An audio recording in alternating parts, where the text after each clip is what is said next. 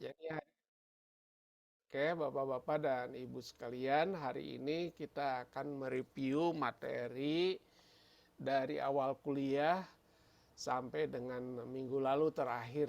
Ya, jadi untuk bahan UTS itu apa materinya, materi dari awal sampai akhir kuliah. Ya. Gitu Pak Cucup ya. Jadi kita review aja nih ya. Review mulai dari pengertian retail nih ya. Jadi untuk mengingatkan kembali bapak-bapak, ibu-ibu ya. Karena memang namanya proses belajar itu adalah proses mengulang gitu ya. Jadi kalau kita belajar tidak mengulang-ulang ya, itu bukannya namanya belajar. Jadi belajar itu sebenarnya yang bernilai ya di sisi Allah itu adalah usahanya gitu. Kalau hasilnya itu kan bergantung pada usahanya. Kalau kita usahanya kuat, kita tentu usaha atau hasil tidak mengkhianati usaha, kan begitu biasanya. Oleh karena itu semuanya adalah satu proses mengulang, proses secara terus-menerus untuk mencapai suatu situasi yang kita inginkan. Ini belajar itu. Ya. Jadi retail merupakan usaha untuk memecah barang ya atau produk yang dihasilkan manufaktur atau pabrik dalam jumlah besar dan massal gitu ya. Jadi istilahnya adalah memecah dari satuan yang besar menjadi satuan-satuan kecil supaya memudahkan konsumen untuk memilihnya sesuai dengan kebutuhan. Menurut Berman, pengertian retail adalah suatu usaha bisnis yang berusaha untuk memasarkan barang dan jasa kepada konsumen akhir yang menggunakannya untuk keperluan pribadi dan rumah tangganya. Oke, jadi usaha retail ini sudah spesifik. Ya, sudah spesifik. Jadi sasarannya adalah mereka yang membeli barang dan jasa untuk kebutuhan pribadi dan keluarganya, bukan untuk ditawarkan lagi kepada pihak lain. Jadi artinya retail itu adalah merupakan terminal akhir, tidak ada pasar lain setelah retail ini. Gitu ya. Nah seperti ini dalam saluran distribusinya. Ini produsen, pedagang besar, retailer, konsumen akhir, ya prosesnya. Ya, jadi tidak ada pasar lagi setelah konsumen akhir ini. Ada 3 tren dalam industri retail ini, ada tren-tren industri retail. Perbedaan yang terus mendasar, terus berkembang dalam format retail. Sekarang ini lagi ngetren format retail yang berbeda, ya. Karena format retail itu bisa berubah-ubah sesuai dengan trennya. Ya, awal tahun 2000-an itu format retail itu dengan kelasnya yang disebut hypermarket. Hypermarket berkembang di mana-mana ya, di dalam siklus retail atau roda eceran itu terus berkembang. Perkembangan retail itu terutama adalah menuju pada bagaimana harga jual yang paling murah gitu itu ya. Jadi format retail berubah. Saya belum tahu ini sekarang yang ngetren apa nih ya. Jadi hypermarket itu udah melempem ya sekarang ini, udah banyak yang berguguran. Nah justru mungkin yang masih bertahan adalah dalam format-format yang kecil. Meningkatnya konsentrasi industri, ini ada pada lokasi tertentu industri berkembang, dan yang berikutnya adalah globalisasi. Dengan globalisasi maka muncullah peritel-peritel raksasa dari berbagai negara, kan gitu ya. Tidak bisa kita menolaknya. Ya, seperti di Indonesia ini ada Carrefour atau Carrefour, ada Hypermart, ada Giant dan lain sebagainya kan gitu ya. Yang dulu pada awalnya format retail modern itu paling awal itu adalah model Sarinah gitu dulu. Penggunaan berbagai cara untuk berinteraksi dengan konsumen. Jadi retail sekarang tidak hanya tatap muka kan gitu ya, online. Nah itu online, marketplace, ya. Dengan online, dengan dengan digital, maka konsumen atau produsen di mana saja bisa tercapai. Ya, tidak dibatasi dengan ruang tempat ya, tapi memerlukan memerlukan space ya, tidak lagi mementingkan place sekarang ini. Fungsi retail menyediakan berbagai jenis produk dan jasa, memecah breaking book ya, menyimpan persediaan ini, menyediakan jasa, meningkatkan nilai produk dan jasa. Jadi value added-nya ya, kita harus menambah nilai. Nilainya bisa pada produk atau bisa pada jasanya. Jasa atau pelayanan ya gitu ya. Jadi pelayanan yang ditambahkan. Kenyamanan itu adalah salah satu pelayanan yang ditambahkan pada produk. Kita bandingkan misalnya retail modern dengan retail tradisional ya. Di pasar tradisional kan hampir tidak ada tambahan nilai yang berarti ya, karena suasana yang kadang-kadang becek ya dan lain sebagainya. Tapi di pasar modern ya, kenyamanan, mudah memilih dan sebagainya. Peluang di dalam bisnis eceran bisa peluang menjadi manajemen, peluang menjadi wirausahawan, peluang karir development, misalnya jadi store manager, product manager gitu ya, staf perusahaan gitu ya. Karena di minimarket itu minimal ada 3 orang itu ya, minimal. Ada store manager, ada product manajernya atau merchandise manager, ada staf umum itu paling tidak. Ini strategi dan letak perusahaan dalam arah keberagaman. Ini jadi mulai dari store strategi. Store strategi tentu diawali dengan market analisis pasar. Analisis pasar itu siapa pasar yang ada, yang akan kita tuju ini ya, apa daya tariknya gitu ya. Berdasarkan market analisis tersebut, maka kita akan memberikan atau menetapkan store tipe atau tipe retail yang akan melayani target market tadi. Yang berikutnya adalah masuk pada new item. Ini nyangkut mengenai produknya, assortment planningnya. Assortment planning tentu mulai dari merchandise kategori merchandisingnya sudah kita kan ya, margin mix, ya SKU, stock keeping unit store-nya, planogram, product knowledge. Ini karena jelas semua komponen retail harus memahami produk.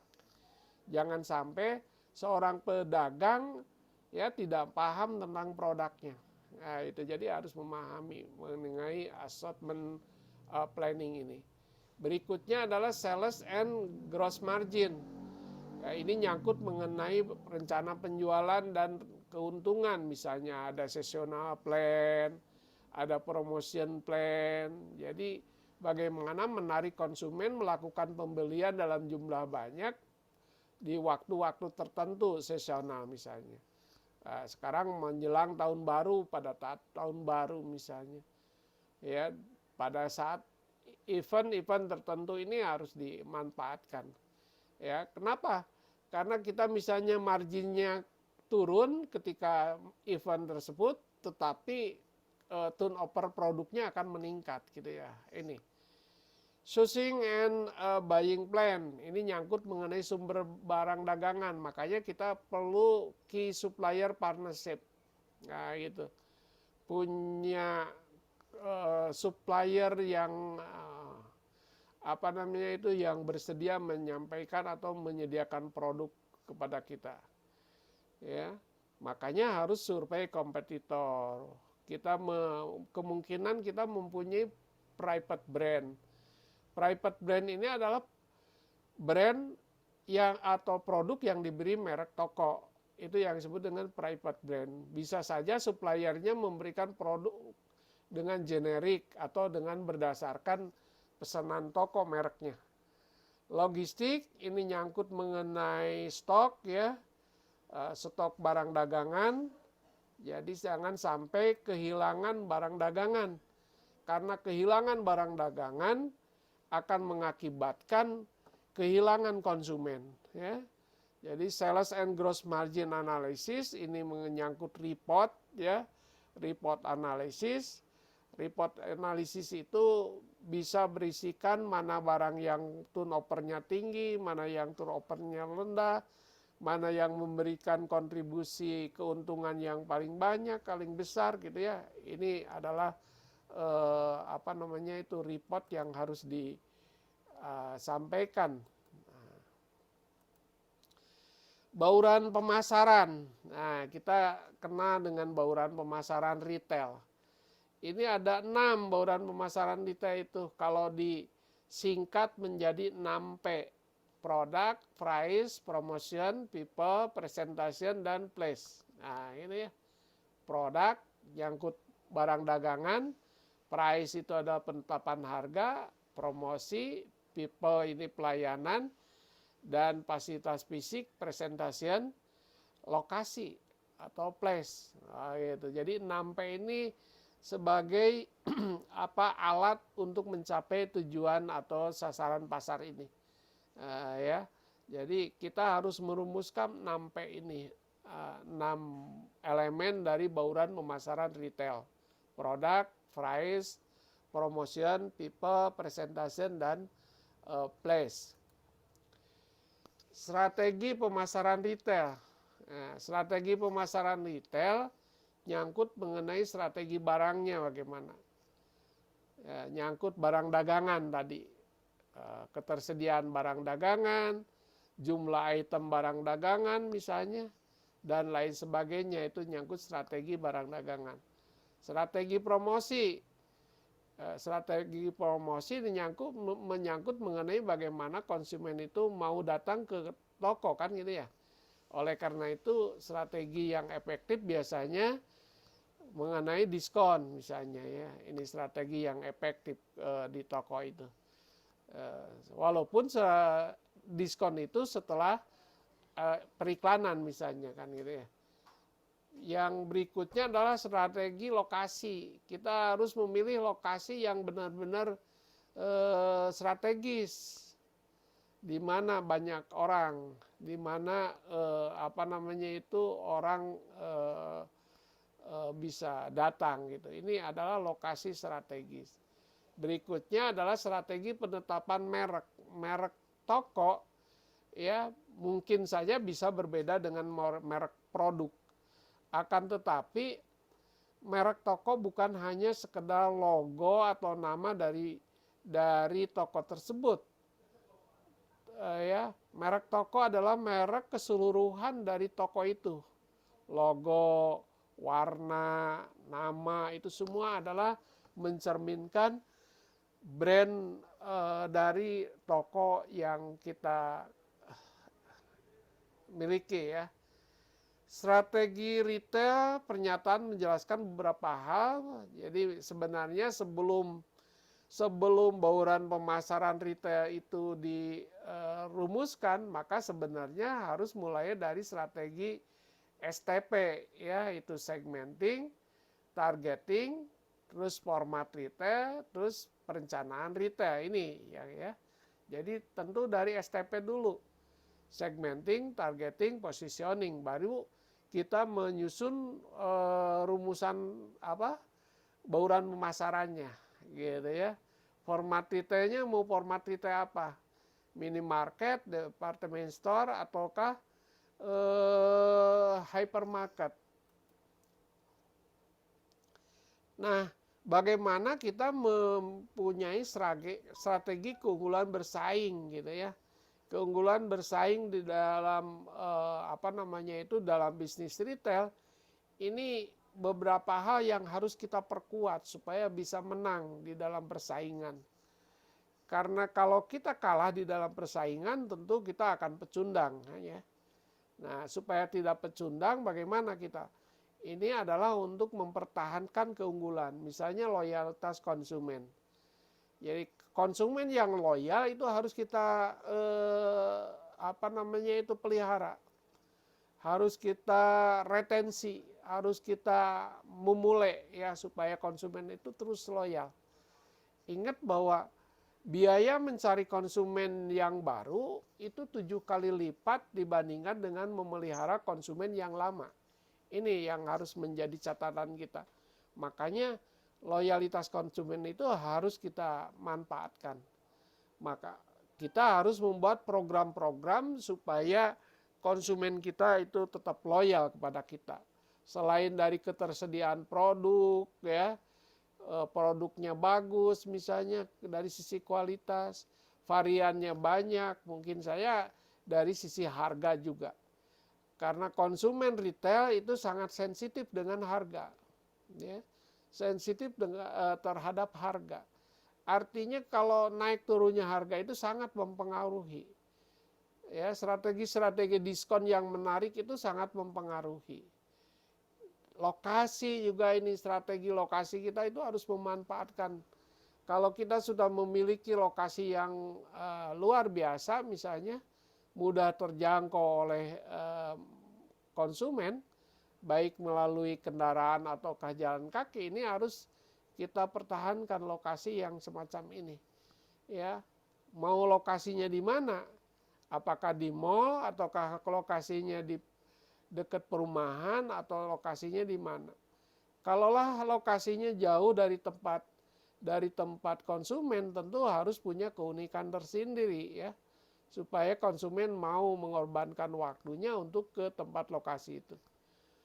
Manajemen sumber daya manusia retail juga ini harus kita manage sedemikian rupa ya, karena manusia atau SDM yang ada di retail itu ada frontliner, ada back office. Nah, ini mereka harus kita orang-orang frontliner, orang-orang back office ini harus kerjasama memberikan pelayanan yang terbaik kepada konsumen kita. Sistem distribusi dan informasi ini juga harus unggul, apalagi sekarang ini. Ya, apalagi sekarang abadnya abad era 4.0 atau 5.0 ya, di mana mengenai teknologi informasi sangat mendominasi sekarang dalam kehidupan kita manusia. Oleh karena itu arus informasi dan penyaluran produk itu secepat mungkin sekarang ini. Jadi tidak bisa semena-mena. Barang-barangnya juga harus unik, hubungan para pelanggan juga harus dibina, tadi layanan konsumen juga harus ditingkatkan. Ya, supaya konsumen betah, supaya konsumen membeli dalam jumlah banyak di toko kita gitu.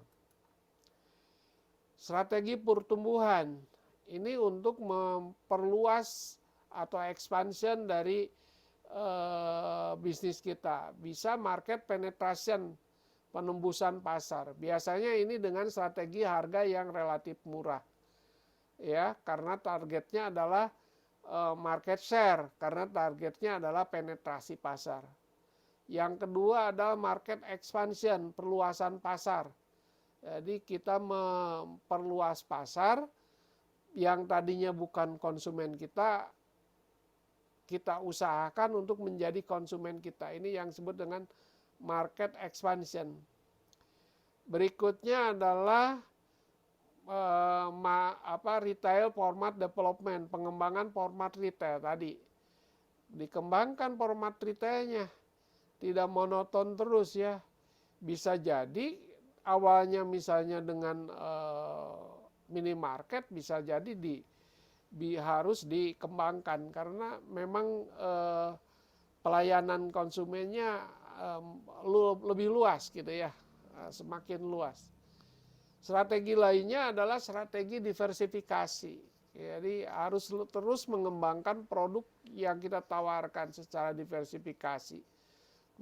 Atau kita membuat atau menawarkan toko dengan format diversifikasi yang berbeda-beda. Retailer karakteristik ya bisa berdasarkan unsur yang digunakan retail untuk memuaskan kebutuhan pelanggan, misalnya lokasi, produk ya, pengelompokan berdasarkan produk yang ditawarkan, pengelompokan berdasarkan sarana atau medan yang digunakan, pengelompokan berdasarkan kepemilikan. Ini karakteristiknya. Proses ini adalah proses perencanaan strategis di dalam retail. Ada 7 langkah dalam perencanaan strategis itu. Pertama, kita menetapkan tujuan bisnis kita. Ini masalah misi kita. Yang kedua, lakukan audit situasi, situational audit, atau istilah lainnya adalah situation analysis. Ketiga, temukan berbagai peluang strategi. Berdasarkan audit atau analisis situasi, maka akan muncul apa peluangnya. Yang keempat, evaluasi berbagai peluang tadi, mana yang lebih menguntungkan. Kita pilih yang benar-benar memberikan kontribusi yang terbaik bagi kita dan kemungkinan bisa kita survive di dalam bisnis retail itu. Yang kelima, tentukan tujuan khusus dan alokasi berbagai sumber daya manusianya. Yang keenam, kembangkan penggabungan retail untuk melaksanakan jika terjadi misalnya perlu melakukan strategi penciutan gitu ya. Jadi kan strategi itu bisa penciutan, perluasan, itu juga semuanya adalah strategi dalam rangka mempertahankan retail kita. Dan 7, evaluasi pengelolaan dan buat penyesuaian ya gitu ya. Nah, materi selanjutnya adalah display dan layout. Layout kegiatan berhubungan dengan perancangan unsur fisik suatu kegiatan dan selalu berhubungan erat dengan industri manufaktur. Jadi ini menempatkan peralatan sesuai dengan kebutuhannya dan tentu kenyamanan ya. Faktornya adalah kenyamanan.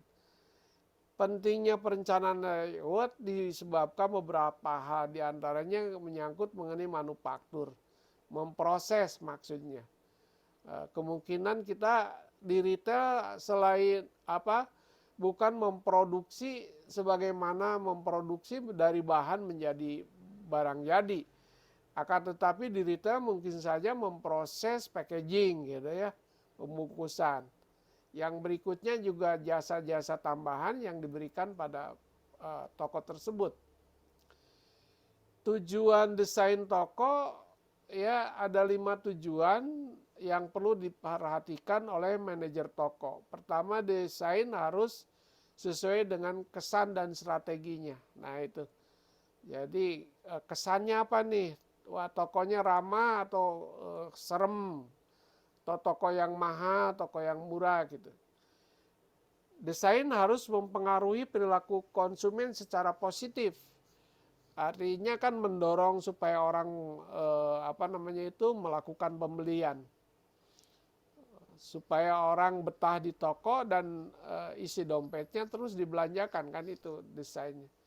Desain harus mempertimbangkan biaya dan nilai. Nah, biaya dan nilai juga harus dipertimbangkan.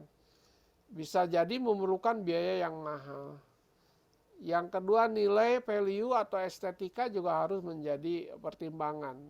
Apakah etis atau tidak nanti value-value yang akan dengan value yang kita miliki. Desain harus fleksibel.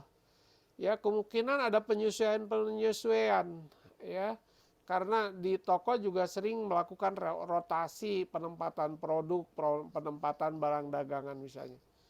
Demi kenyamanan konsumen atau demi menghilangkan kejenuhan konsumen misalnya. Ya, sebutlah kalau konsumennya tiap bulan datang lah gitu-gitu aja nih lokasinya atau gitu-gitu aja nih. Sampai hafal sebelah kanan itu produk sayuran, sebelah kiri produk ini dan sebagainya. Gitu. Ya, kita bisa melakukan perubahan, namun demikian perubahan itu jangan sampai menghilangkan kesulitan nanti konsumen mencarinya. Harus jelas. Ya, pop display-nya harus jelas, petunjuk-petunjuknya. Ini contoh desain dan tata letaknya ini. Ya, tata letak dari toko ini. Berikutnya lokasi departemen. Faktor-faktor yang mempengaruhi permintaan dengan hubungannya departemen saat menentukan lokasinya.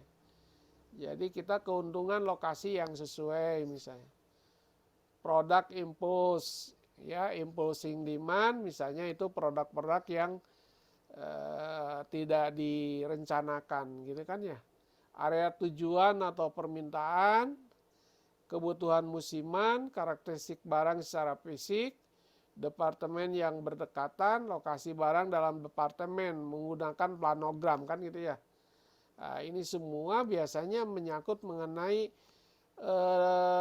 desain atau perencanaan dari lokasi departemen dalam toko itu ya. Bisa departemen apa. Di dalam pemasaran sering kita nyebutnya adalah lini produk gitu ya, departemen tuh. Nah, yang berikutnya adalah store atmosphere ya. Store atmosphere ini menyangkut mengenai suasana toko. Artinya adalah merancang respon emosional dan persepsi pelanggan dan untuk mempengaruhi pelanggan dalam membeli barang dan jasa. Itu ya. Jadi suasana ini. Penciptaan itu dilakukan melalui apa? Suasana yang menarik itu. Menarik, menyenangkan, tadi bikin betah gitu ya. Komunikasi visual. Komunikasi visual ini akan mempengaruhi ya. Desain rancang bangun dari tempat lokasi baik dalam maupun di luarnya. Pencahayaan juga. Pencahayaan sangat mempengaruhi. Warna, panca indera ya, semua ini adalah membangun suasana yang menyenangkan bagi konsumen. Berikutnya adalah merchandising dan assortment. Merchandising adalah proses di mana peritel mencoba untuk menawarkan barang dagangan merchandise dengan jumlah yang tepat pada waktu dan tempat yang tepat kepada pelanggan untuk memenuhi tujuan keuangan perusahaan. Jadi merchandising itu sebenarnya kita itu ingin jadi uang barang itu gitu. Itu ya intinya. Nah, bagaimana kita merancang produk, menawarkan produk itu dalam jumlah yang tepat, waktu yang tepat, di tempat yang tepat. Nah, itu agar segera menjadi uang. Tujuan perusahaan kan mencari keuntungan gitu ya. Gitu. Maka itu adalah kajian mengenai merchandising dan assortment. Ruang lingkupnya menyangkut mengenai kategori barang dagangan. Kita buat kategori, assortmentnya, quality-nya, gitu ya. Tuh, kemarin kan ada quality subjektif, quality objektif. Quality subjektif itu menurut pelanggan, quality objektif itu menurut pemasar. Nah, mau mengikuti mana? Ya, kalau saran saya adalah ngikuti menurut perspektif dari pelanggan gitu ya. Nah, gitu. Penetapan harga, margin, campuran margin. Kemarin sudah manajemen ruang, space management ini. buying plan, negotiation, ya, pemeliharaan vendor, supplier. Karena kita tidak mungkinlah kita bisa bisnis unggul kalau kita tidak punya vendor yang komitmen dengan kita, gitu ya. Memberikan barang dan jasa yang berkualitas, gitu. Fungsi merchandising sebagai merek perusahaan atau merek produk atau layanan perusahaan tertentu, sebagai ucapan terima kasih karena telah berpartisipasi dalam kegiatan tertentu, sebagai senjata pemasaran dari satu pelanggan ke pelanggan lain yang potensial berikutnya, seperti magnet bagi kelompok orang, sebagai pembeda dari perusahaan lain. Nah, ini semua adalah fungsi merchandising. Jadi makanya berusaha si peritel itu punya produk yang punya karakteristik yang berbeda dari kompetitor kita. Ini merchandising itu. Kalau sama saja kan gitu ya, konsumen mungkin berpikirnya mana aja yang paling dekat kan gitu ya. Yang berikutnya mungkin faktor emosional nantinya.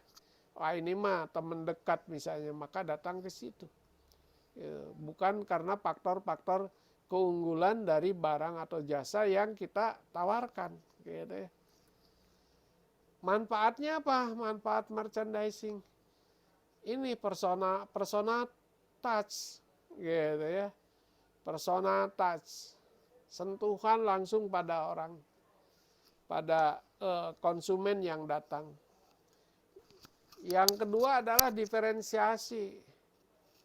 Ya, diferensiasi, berbeda dari kompetitor, berbeda dari yang lain, diferen. Gitu. Jadi kunci di dalam pemasaran kan itu, sanggup memenuhi kebutuhan, dan keduanya adalah diferensiasi. Yang berikutnya, unconsciousness brand development. Ini juga menyangkut mengenai pengembangan merek yang kita lakukan. Long lasting, maksudnya adalah menjadi konsumen dalam jangka panjang. Easy to use menyangkut mengenai memudahkan. Dan economical cost adalah yang memiliki biaya yang paling murah, paling ekonomis. Nah, ini dengan merchandising yang bagus, merchandising yang tepat, maka kemungkinan ini akan tercapai. Dan terakhir, kuliah kita itu nyangkut mengenai penetapan harga.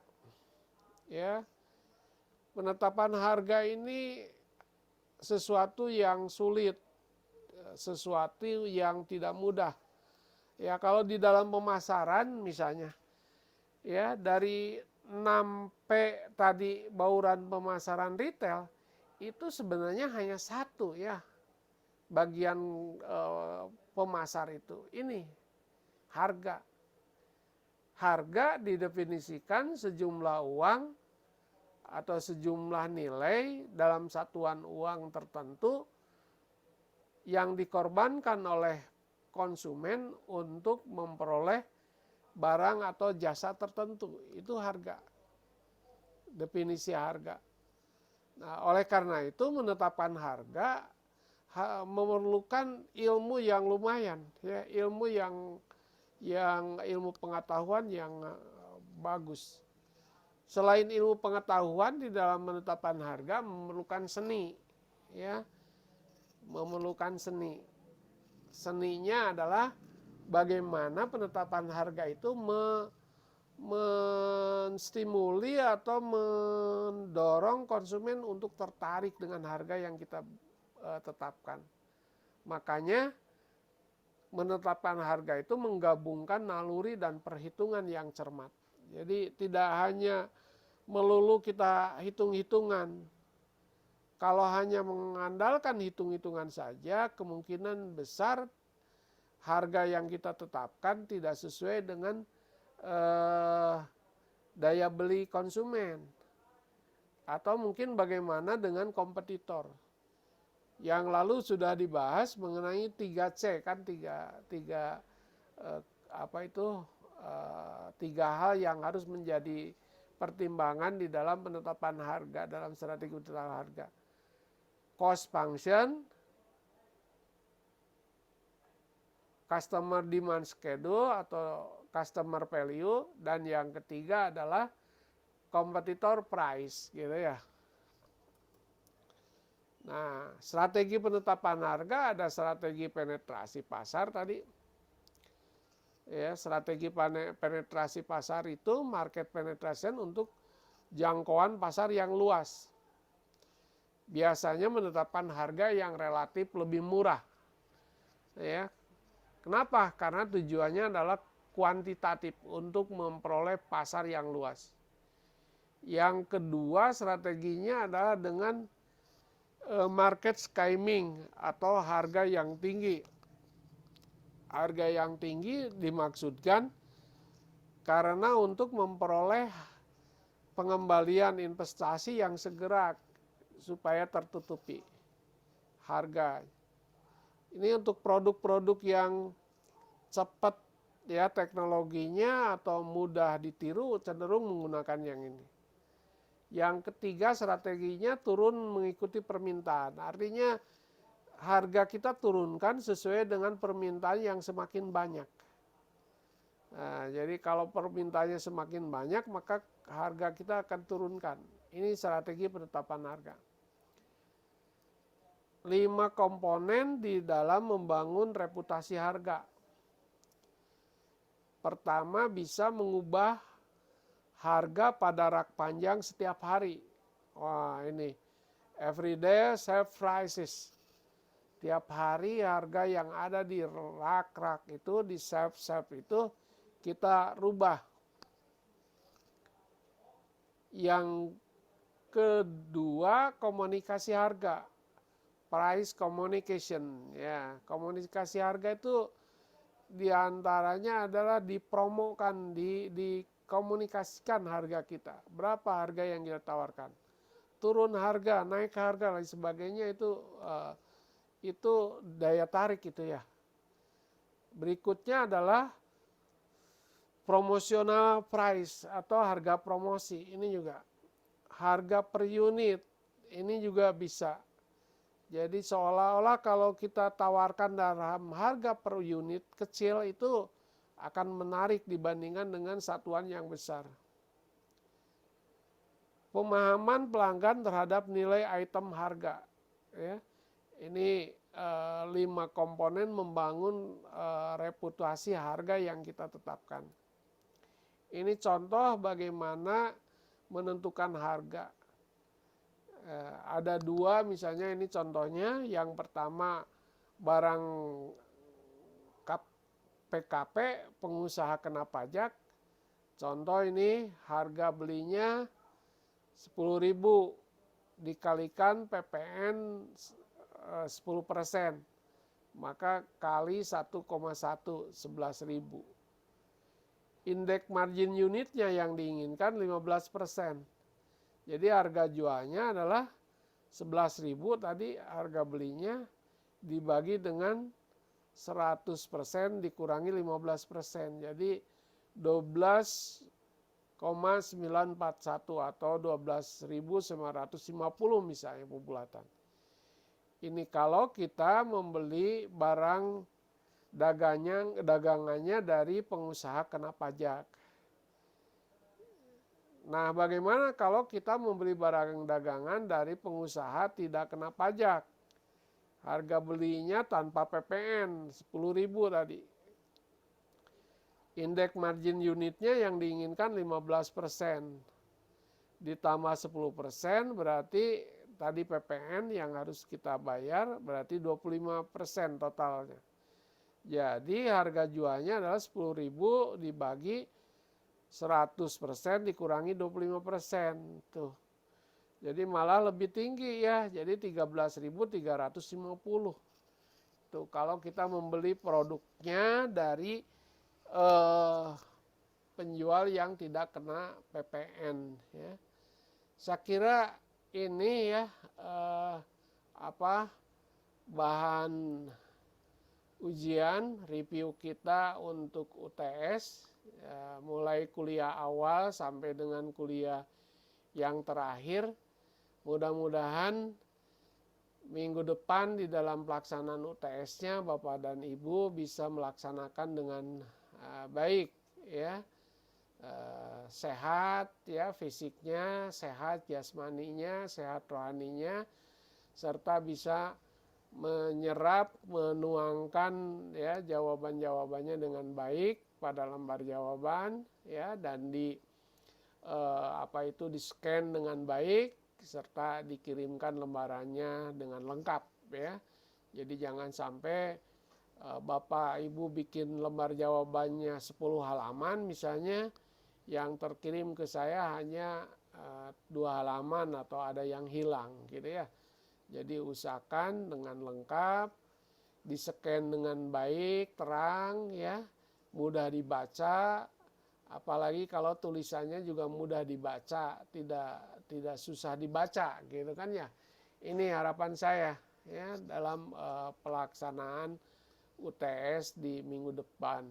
Demikian saya kira ya, mohon maaf kurang lebihnya sesi kuliah terakhir di sebelum UTS ya, Bu Gita, Pak Entus ya, Pak Hikmat, Pak Cucup, Pak Brian, Bu Sabila.